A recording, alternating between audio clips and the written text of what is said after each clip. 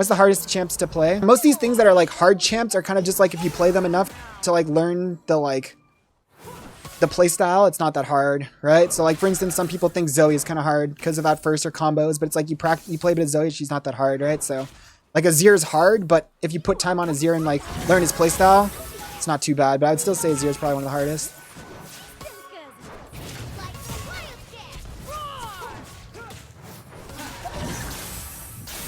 Cupic being a little bit questionable right now, to be honest. Doesn't leash, and then walks up like that. We started to learn how to play champs, yeah, but it's not, Azir and them aren't hard because of like, those things that watch like teach you like the play style and maybe some combos, but actually being able to do the, like I think Azir, you can watch videos, it doesn't matter. You have to put a lot of time on Azir to actually be able to play him mechanically.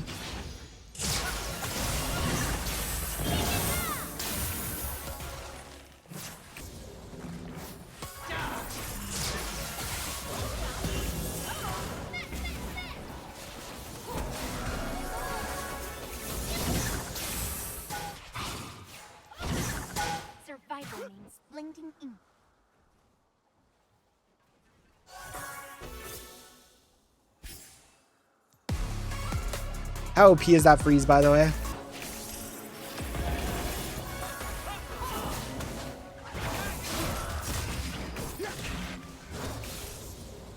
Look, they're like not even recalling, trying to break the freeze, and they didn't break it, and now they're in an even more screwed position than they were before. They didn't know that all they had to do is just, instead of recalling, attack the clone once with any ability, auto or anything, it would have just disappeared. It's really not that broken, it's just the enemy just doesn't understand the mechanic. I mean, it's kind of broken when you're using it, especially for scouting. I shouldn't say it's not broken, but like, because it is kind of a broken mechanic, but like for the freeze aspect, it's not. Using it for like face checking half the jungle is kind of broken.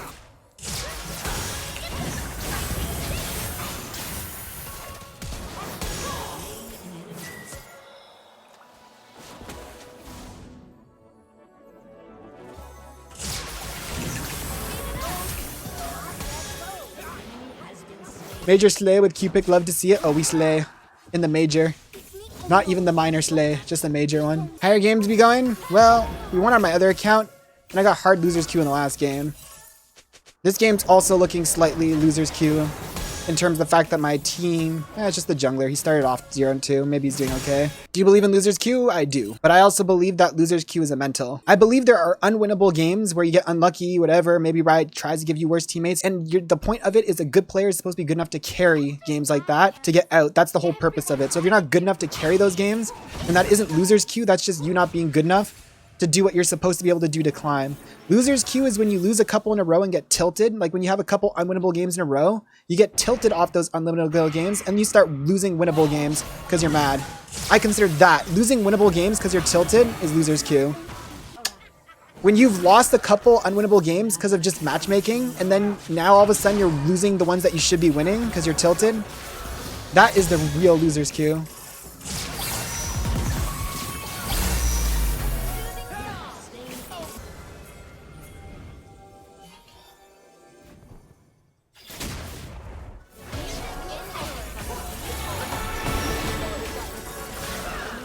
Right? And then if I tilted off that and then lost this game because I'm like tilted and mad.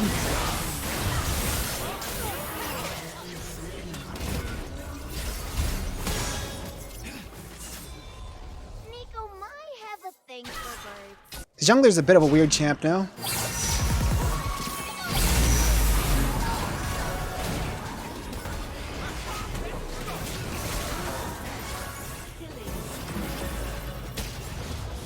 This game's winner's queue? Yeah, this is winner's queue. The only one doing bad is my jungler, but whatever, man. He's kept sort of relevant in farm. In terms of the enemy jungle, like they're both on one item spike. It's not like he's giga behind or anything.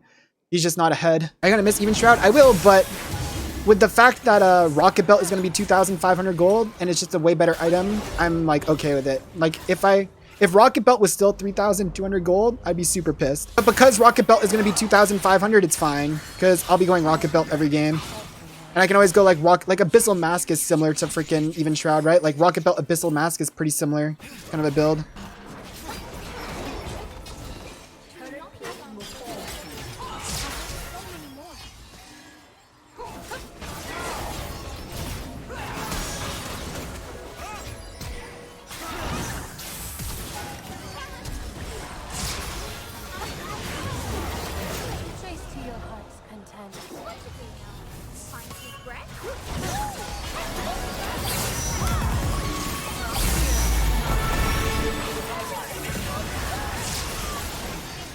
shit. I wasted my Zanyas and it basically lost us the thing, because if I didn't Zanyas and I'm in the Kindred ult with my ulti there, then I can like kite out. I can use the stopwatch to like, when Kha'Zix got the kill on me and then he got his Dustblade, right? He doesn't get Dustblade proc there. What do you say is the top 3 supports right now? It's hard to know because I only played Neeko, so it's based on Neeko, but Bard Janna feels really strong. Bard, Janna, Senna, Rel. I think Janna's just OP because I played Neeko though. I think I'd say Bard, Rel, and Senna are like some of the top supports right now, personally.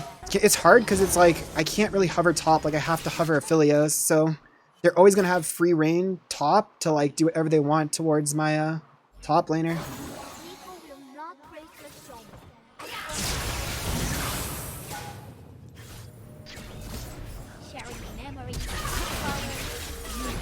Wow. I have freaking 30 MR, doesn't even matter. I used to love Sarah support.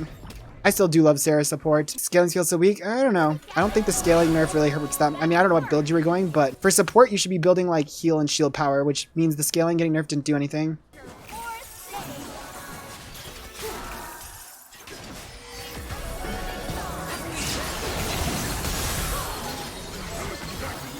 Oh shit.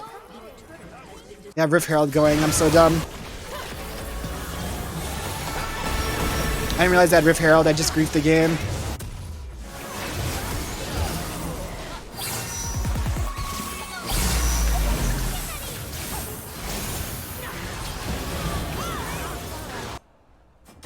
Honestly, it's good they took that, by the way. Like, taking us 18-minute Rift Herald, it's not like their team can actually Baron at 20. Taking this is only good if your team can Baron at 20. Realistically, all they're going to be doing is giving EXP and farm to our side lane now. Yeah, but they also, by the way, lowered the cooldown by a lot. So it's like each W might do less, but because you can get it more frequently, I did the math on it before the mid-scope the changes came out on paper, and the healing actually on like a certain spike I did that was a normal spike for her was actually the exact dead same.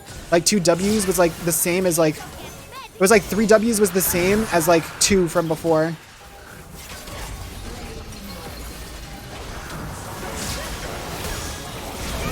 Really? Yeah.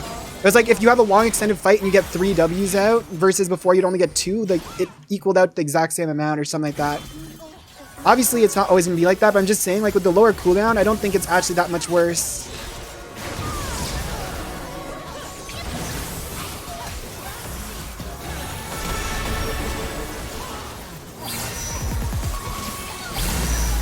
I was going Redemption into like Radiant Virtue. And it kind of slapped.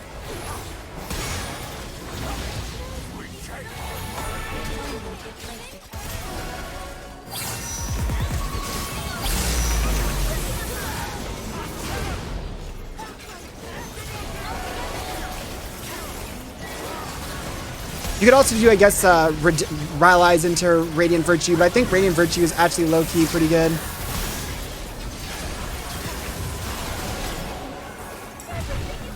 Because, like, realistically, the Seraphine's weakness is getting dove by enemies, and you also on Seraphine want to play kind of like Neeko, where you're going in for Moonstone into Redemption into kills. I think Redemption is just better than Moonstone first, personally. Like, if you go Redemption first, the amount of, like, healing you get out of it will be higher than Moonstone, I think. And then after Redemption, it was like Moonstone or Radiant Virtue. Radiant Virtue gives you bonus healing on your R. It also means if you go in for like an R flash, like you get HP from Redemption, HP from Radiant Virtue, you go in for like big R flashes. But it doesn't really matter. Next season, Radiant Virtue is gone anyways. But I feel like if you play Seraphine to like R flash in, / they have like assassins trying to dive you, Radiant Virtue is so good on her. Makes it so much harder for the enemy to kill you. Moonstone's really only good on Soraka, in my opinion, for the most part.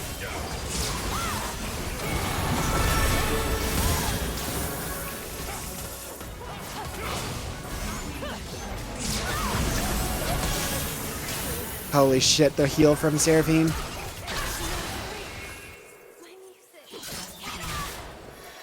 Kali is such a disgusting champ.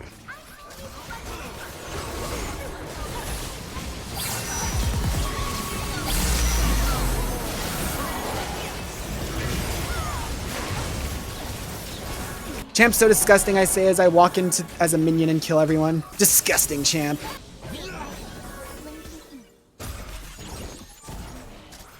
Good Jinnar, to be honest, poker outs.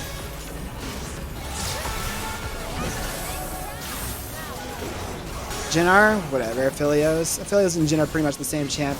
They got the big gun that shoots far, and they're both quiet boys. You sit in the back, farming and crying in chat.